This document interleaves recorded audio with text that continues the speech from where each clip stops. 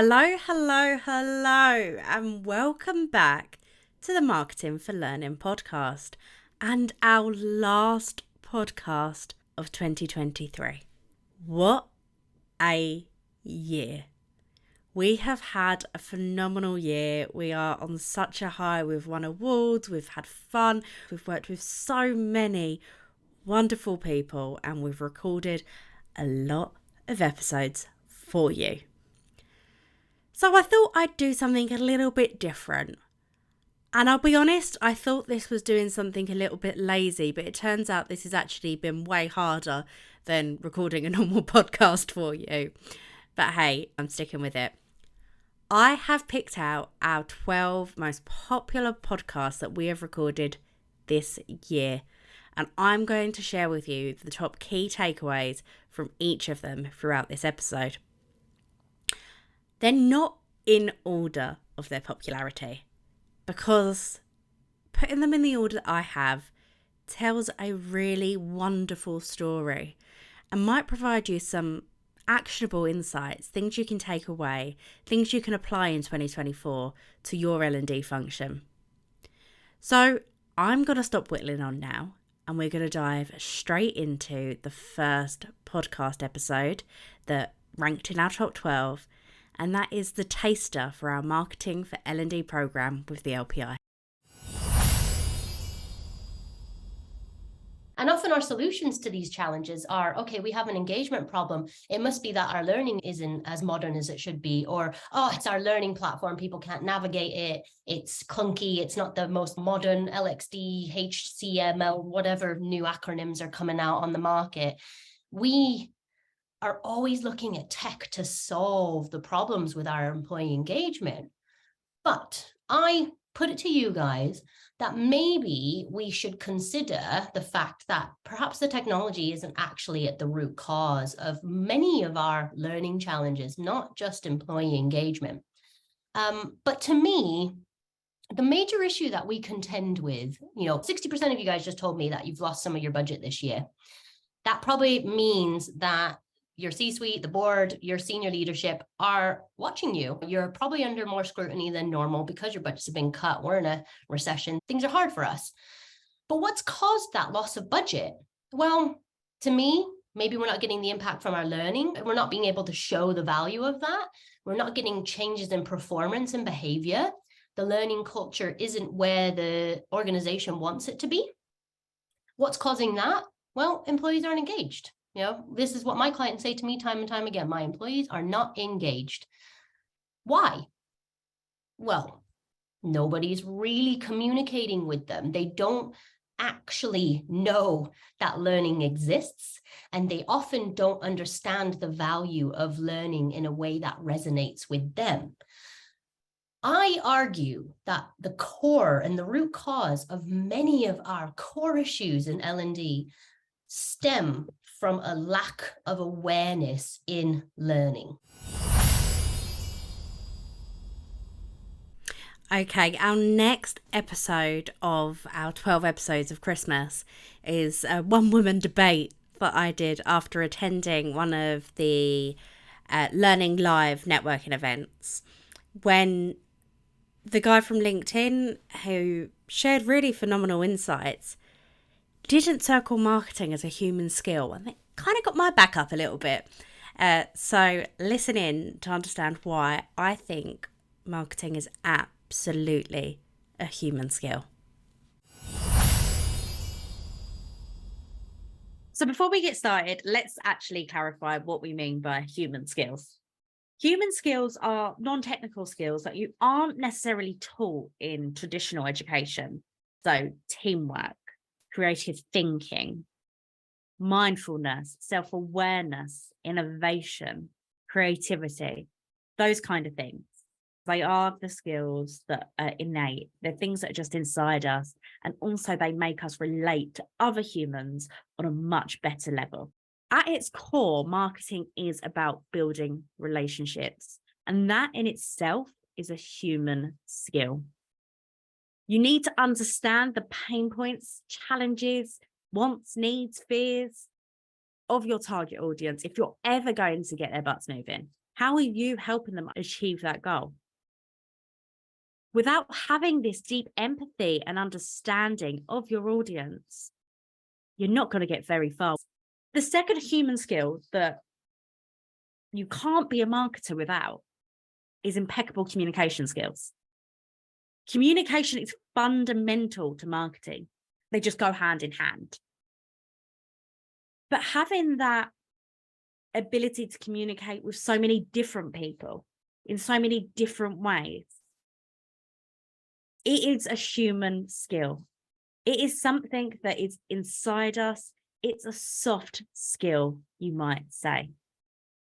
Those best marketers know how to communicate with empathy, compassion, excitement, the right emotion and the right vibe for that moment in time. And the last human skill I want to talk about today that is so important in marketing is creative thinking. Creativity is the backbone of the marketing industry, but it's not just about coming out with really catchy adverts or witty slogans or anything like that. It's also about creative thinking, coming at problems from a different angle, thinking outside of the box, trying to find new solutions to age-old problems. Those kind of innovative ideas don't just come from nowhere. They come from the mind of someone who's truly got a creative mindset and thinks creatively. I know every L&D'er I've ever met has these skills already, but it's time they were unlocked. If you want to make marketing for learning work in your organization, think about the human skills you already have and how you can apply them in everything you do, particularly when you're marketing your learning interventions. Okay, next up is a podcast I recorded a few months ago, off the back of attending How Now's L&D Disrupt? I can never say that. Live event in London. And it's all about the importance of people and our target audiences as L&D'ers that are finally embracing marketing for learning. Okay, takeaway number one is really simple. People. Everything we do in L&D comes back to people. And I think sometimes we forget that. We forget that we should have our target audience at the heart of everything we do. We are pulled from pillar to post. We've got the C-suite asking for one thing, managers in the business asking for another. And at the bottom of it all is our people saying, hey, can somebody look at me? In all of the conversations I had, whether that was about AI, whether it was about new developments, whether it was about whether we call ourselves L&D or not, everything came back to the people at the heart of it, came back to our target audience. We talk about this so much at MAAS. In fact, our whole first session on the Marketing for L&D Masterclass is about mindset and about customer centricity. And I think L&D would do a really good job at honing that skill of customer centricity a little bit more. Putting our people at the heart of everything we do will change the narrative. It will change the way we're talking to people. You might be thinking, can I already do that? This is such a rubbish takeaway. But the amount of people I spoke to last week that were humble enough to say, you know what, I think I've taken my eye off the ball there. I think I've kind of slipped into that old narrative. So remind yourself that your audience is the most important person in the room. Remind yourself that you need to have them at the heart of everything you do. And just sense check the work you're doing. Are you really championing your target audience? And if not, stop, pivot, and put them at the heart. All right, the next podcast episode is way more tactical and practical. We're talking about personas. We have spoken so much about personas in the last year because they are that important to your marketing for learning journey. So in this clip, I'm going to explain to you why they're so important. I truly believe learner personas are the backbone of really phenomenal marketing for learning, because learner personas allow us to improve targeting. It helps us make the marketing actually effective and resonate and answer the what's in it for me. It will allow us to personalize the marketing. So what resonates with you might not resonate with me, and vice versa. So it allows us to personalize our marketing so that we can actually get butts moving. And it allows us to have a meaningful conversation with people. All too often in L&D, we're just shoving out information and hoping for the best. But with personas, we can actually send really targeted, really impactful communications to our people. But with so much data in L&D, why on earth do we need personas? We know their job title, we know what they're doing, we know their job role, we know a lot about them. So if we can segment on that and their demographics, their age, and all things like that, why isn't that good enough? And this is an example that you may have seen us talk about before. King Charles and Ozzy Osbourne. They could not be more different, could they? But demographically, they're almost identical. They're both male. They were both born in 1948. They were raised in the UK. They've both been married twice. They both live in castles, and they're both wealthy and famous. King Charles, Ozzy Osbourne. Very different people, aren't they? Their intrinsic motivations in life are probably incredibly different. And that's a case in point about why we don't just target on demographics. Because if we do, we'll end up sending both of these people the same message, and it's not really going to resonate that well with either of them. All right, we talk a lot about branding here at MAAS, and some people are like, oh, but I don't have a brand, because they don't have a logo or a colour scheme or anything like that. But you do have a learning brand, and you should have a learning brand promise. Check out this clip to understand why. Things first, what is a brand promise? A brand promise is a pledge you're making to your target audience. So to your consumers, your customers, your clients, for you guys, your learners, for want of a better word. What are you promising them that you are going to deliver to them? You are setting an expectation on yourself with your brand promise. What kind of experience can your people expect to be experiencing when they're interacting with you? What can they expect from you? What standard are you going to hold yourself to? That is what your brand promise is. Essentially, for L&D, a brand promise defines who you are as a learning function. You're not the learning and development team. You're a team that wants to fulfill X brand promise.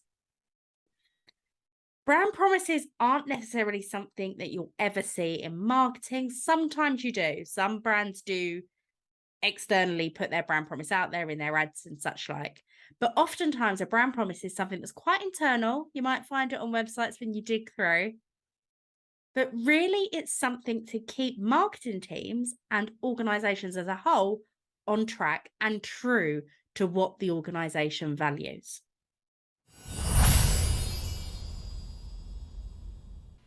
And to go alongside your L&D brand promise, you need an L&D positioning statement. And the next episode in our 12 episodes of ChristMAAS is going to help you do just that.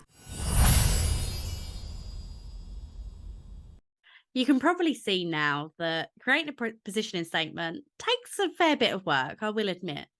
But getting it right really unifies exactly what the purpose is behind your team. And it will influence absolutely everything you do in your L&D team, I promise. A positioning statement really holds us accountable. It not only tells us what we're promising, which is open to interpretation, it clearly defines the what. What are we going to do as a team? I really, really encourage anybody in L&D to create a positioning statement for their team. You are offering a service to your people that they might be able to find elsewhere. They might find themselves on things like LinkedIn Learning or any of the external learning platforms that are in our industry. But you want them to engage with content that you've created for them or curated for them. And your positioning statement will help tailor all of your marketing messaging, all of your communication, your visual design, your branding, everything. Your positioning statement will solidify everything you're doing as a team. So take some time this week, try to create your positioning statement, use a template from HubSpot, create something that your team can be proud to strive towards.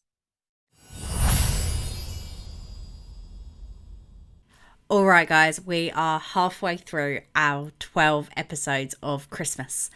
I'm really, really trying to resist the urge to sing the song that has "We're halfway there" in the lyrics. I'm sorry if it's now an earworm, but at least you didn't have to listen to me sing it. The next episode is all about conditioning and psychology in marketing and advertising, and Ash gives some great tips on how we can apply that in a learning function. So Ivan Pavlov was around in 1904, believe it or not, and he was actually a Nobel Prize winner for his work on digestive processes. Riveting. But while he was actually doing that work around the Nobel Prize, he started to note that his canine subjects would begin to salivate when an assistant would enter the room. So when they would come into the room to start to provide food or snacks or treats to monitor the digestion of the dogs were basically anticipating the snack, and then therefore they would salivate accordingly. For him, salivation was a reflexive process, which means that it occurs automatically in response to a specific stimulus, and it's not under conscious control, much like our heart beating. But Pavlov actually noted that the dogs that he was studying would often begin to salivate even when there wasn't food or a smell. They would begin to salivate just when someone came into the room. The theory behind this is essentially that the salivation is a learned process. It is classical conditioning. So classic conditioning is quite a fascinating phenomenon that is used in advertising to this day. What we're essentially trying to do is connect with our audiences in an autonomic way and create a physiological response. And the reason I want to talk to you guys about classical conditioning is not because I want to encourage you to, essentially brainwash your learners or, condition them into doing certain things. But I do think there are clever ways that we can transfer the idea of searching and actively pursuing learning in an organization from one that is fully conscious to one that has moved to a little bit more of a subconscious behavior. We talk a lot about how we can use brands and visual markers to create more object permanence in our learners' brains. We talk a lot about how we can reach people and connect with them on an emotional level through campaigns, through your imagery and your copywriting, how you can be more evocative, how you can influence, how you can persuade. But also have a think about how you can actually get people to have a subtle response to your communications or your learning in the ways that Coke and Marks and Spencer's have. Maybe that means if they see your logo or they see your brand, they immediately associate it with learning. If they've had positive experiences, that may well be enough to prompt a desire to go and find a solution to a problem they have. Alrighty then. So for our next episode, we have the first of a few interviews and guest speakers on the podcast. And this one was with Miriam Nealon, and she's talking all about evidence-based learning design and why that's so important. So obviously you've mentioned evidence-informed learning design a few times. Can you explain a little bit more to me what that is and how that kind of deviates from maybe the more traditional instructional design approaches that have existed?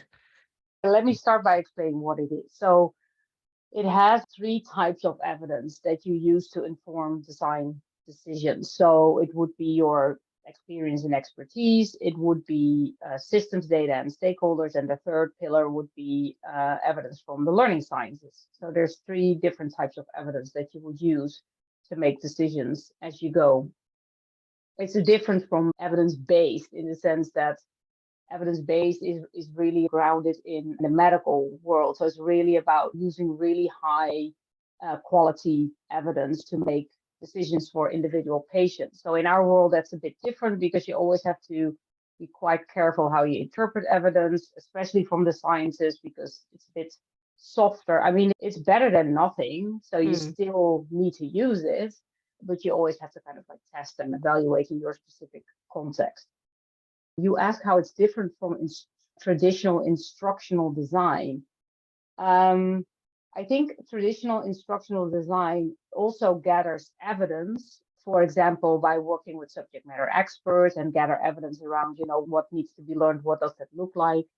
I don't know to what extent it actually triggers people to use the evidence that we have from the learning sciences.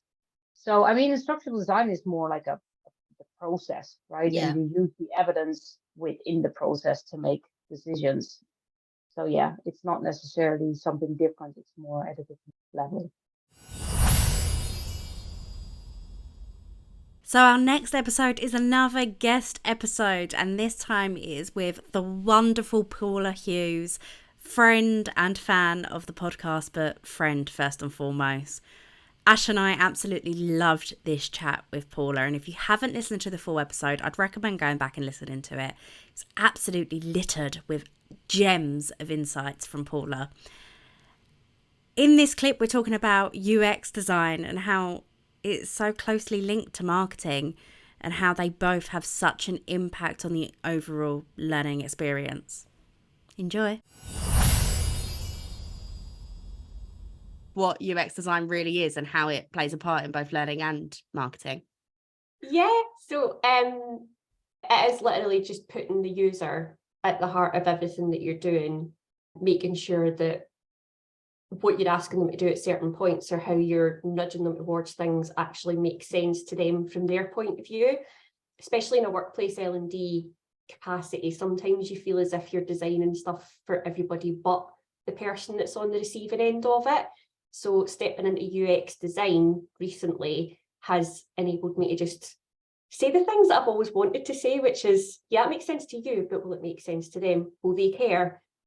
That sort of thing. Yeah. And just like you say, Ash, mapping stuff out, like making sure that you know what all your trigger points are, like where you're driving people to, where they're coming from, what noise is round about it, making sure that they're focusing on the right things at the right time. And then acknowledging that there's a happy path and an unhappy path. And then when they drop into an unhappy path in a process or a journey, how do we get them back on track? So it's just, yeah, it's a lot of thinking and exploring human behaviour is what I would say, which is probably the most interesting part of it, because the humans are your biggest variable and they never do what you expect them to do. So yeah, You've just got to prepare for it and embrace it, because that's what makes us human and interesting. Yeah, I couldn't agree more. I think for me, UX design is all about that championing the end user, the target audience. So in our case, most of our listeners' case, we'd be thinking about our learners. And I love what you just said there about the happy path and the unhappy path, because so many people struggle to put themselves in that learner's shoes, don't they? They struggle to empathize, really, because we are so engrossed in our own world. Okay, if you've listened to all of the podcasts we've released this year, it's not going to be a surprise to you at all that this one took the top spot. This is Ash's interview with Nick Shackleton-Jones. They had a phenomenal chat about all things from storytelling to human behaviours and so much more. And in this clip, Nick highlights one of the biggest flaws with L&D teams. And I'm sure it's something you can all relate to. I was thinking about this morning. I was thinking it's just learning and development has just been so chronically bereft of any kind of marketing that it's a miracle that we're still kind of in employment. And I was thinking, well, how would I explain that? And I thought, well, imagine that you and I, Ashley, we create a new product and it's the Dingle Goober 3000, let's say, for the sake of argument. And this does nothing for any of the customers. And we know this because we haven't bothered to talk to any of them. We've done no market research. We've done no audience analysis. We've developed no personas. We're just going to create the Dingle Goober 3000 because it's easy for us and we want to turn a profit, right? And then we create this thing and then we push it out to people. How do we do that? Is it a multi-channel marketing strategy? No, we send them an email. We say, hit them with an email, says, click here. Here's a link to the Dingle Goober 3000. And because we haven't actually built a relationship with most of the people on that email list, it just looks like spam. There's a kind of a few curious people, maybe 15% of that massive list, who actually think, oh, what the heck is that? I'll click on that link, and they click on it. And you might think they're seamlessly moved into an e-commerce platform. No, they encounter some grotesque system that looks like it's from the year 2000. And they're forced to watch a dreadful video featuring you and I talking about how important this product is to us. And then they're able to sign up and register for it. And that you might leave you wondering, well, what is the Dingle Goober 3000? Oh, it's a PowerPoint presentation with a quiz at the end. It's like, how could that, in what world could that kind of work as a product? If you actually adopted like a product management kind of mindset, which incorporates, marketing as part of how you manage a product, it's just bizarre. This is kind of like the worst way to actually develop and market and improve a product. But the only reason we do it is, of course, because that's kind of school. Nobody, it's not considered in that way. Your teachers never marketed anything to you. It was just kind of sit down, shut up, here's the curriculum. And so we sort of do that. And that's fine if all you want to do is compliance. But a lot of people in L&D want to do more than compliance. They don't just want to do compliance training, where it's click on this and complete the damn module because, we can tell you what to do. Well, okay. I mean, it's a living, right? But that's not what we aspire to. The next clip is from our first ever live podcast recording. It was such a nerve-wracking event, but it was brilliant. And we had two phenomenal guests, Ed and Serena, on the pod. And we were talking all about the employee value proposition and where L&D stands in that. So this clip gives you a really brief overview of all the good stuff we spoke about in that live session. What can L&D actually do to positively contribute to a good EVP or an impactful EVP? So I have my views based on the academy and my role. And the biggest thing I'll say is its connection to your business strategy. If I can prove why I exist and how it impacts the wider organization and how you at an individual level, your development and your contribution and your career contributes to ultimately a company being successful, that's my biggest contribution to the EVP. I find it very strange when, I hate that phrase, we ought to be connected to the business more. I mean, what the hell are you building for if you're not connected to your business? And if you are connected to the business, then you'll understand why the business has this brand. You'll understand how the business shows value to its shareholders, to its board, and then how what you're doing connects to that. But how connected were we to the entire part of the people strategy, the brand strategy, and the organization business strategy in order to know those answers so that when people hit us, we know what we'll do that will take our learning strategy forward. So that would be for me the biggest connector. Yeah, I've worked in L&D for 27 years and we always seem to be in an existential crisis trying to justify our existence. So it's nice to see people being more proactive and to further to your point, Serena, to have that interoperability with the other departments to understand how they work. On a more philosophical point of view, in terms of how L&D can kind of add value in employer branding, there's two quotes that I really like. One was in The Economist saying lifelong learning is an economic imperative. So it's not a luxurious potential thing that we can do. It's a necessity now. And the other quote is it was described as the ultimate pension, lifelong learning. I think in a fast moving world now, L&D is probably the best way to attract great people and show that you are a people focused business. We know that the number one challenge for CLOs is a learning culture. So we need to get that right, which includes giving people the freedom to learn and all of the psychological safety stuff. But 1 in 5 workers is likely to switch employers within a year. That's the PwC report. That's a lot. So what happens in those organizations is you will have a shrinking and sometimes, ill-equipped talent pool. So obviously it's a very competitive environment now, and having a strong employee value proposition will ensure you keep those people and you attract the good ones. And last but by no means least, it would not be a podcast episode in 2023 without mentioning two little letters that mean so much to all of us right now, and that's AI. In this clip, Ash is joined by AI expert Egla to talk all things AI and how it will impact L&D. So if you haven't listened to the full ep, go back and listen to it, but this clip will give you a taster. If you're doing anything that is company specific, that potentially involves company specific information, and that again gets us back to a strategic decision. And so far, as of September 2023, quite a lot of organizations are putting a pause on using generative AI in learning for that reason.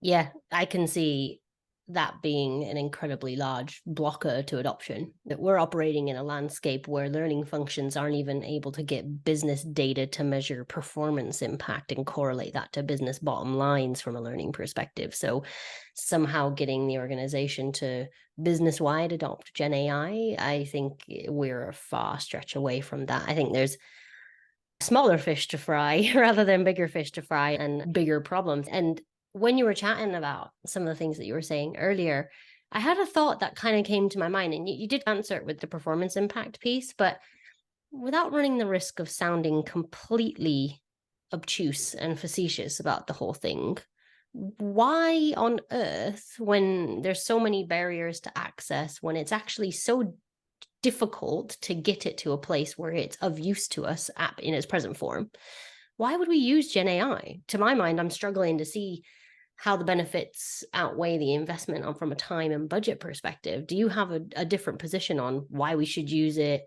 what it's going to do for us? I don't consider myself to be a champion of AI.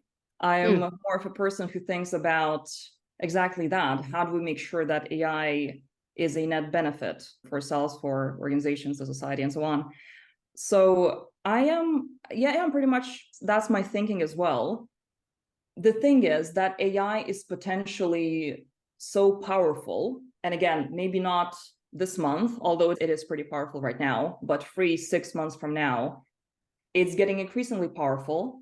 And if you have the skills, or if someone else has the skills and creates some best practices, once you have that community of practice and use cases and so on, that's when the benefits might start outweighing the risk. So there you have it, our 12 most popular episodes of 2023, with a really, really weak link to the fact it's Christmas and there's the 12 days of Christmas. And I don't know, I really love Christmas. If you're watching this, I apologise for the tacky Christmas cardigan, but I'm not actually that sorry. I just want to take this opportunity to say thank you. Thank you for all of your listens this year, all of your messages, all of your comments, all of your kind words. We genuinely love recording this podcast. It's definitely a passion project for both Ashley and I. And we will always make the time to record episodes for you guys. So as I said at the start of the podcast, this is our final episode of the year. Don't worry, we have incredible episodes already lined up for you, including one guest host of the podcast. It was a really phenomenal chat, and I know you guys are going to love it. That's going to come out early January and start your 2024 off in the right way with your marketing for learning hats on. I want to take this opportunity to wish you all a very Merry Christmas and a Happy New Year, and I will see you all in January 2024. See you later, guys.